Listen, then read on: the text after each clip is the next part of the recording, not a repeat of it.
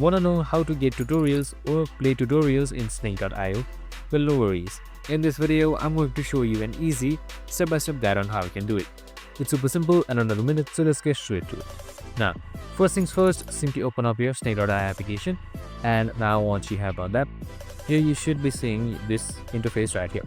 And on the top left side, here you should be seeing a gear icon or your settings icon. So simply select it, and now once you've selected the settings icon right here you should be provided with this interface. So right beside controls you should be seeing tutorial. Just simply select it, and now once you have selected tutorial, here you should be seeing your control tutorial. It says you can use the joystick to control your snake and customize your controls and settings. We have also created a video on how to customize it, so make sure to watch it. So you can just simply select this arrow right here in order to see more tutorials. Keep on going for it, and it will show you how you can change your name as well. Select game modes, and it's the same. You can just simply swipe through it. Under others, you can simply swipe through it as well. And that's it. That's how you see tutorials in Snake.io. I hope this video helped. If it did, make sure to like, subscribe, and tune in with us for more of these videos. See you in the next one.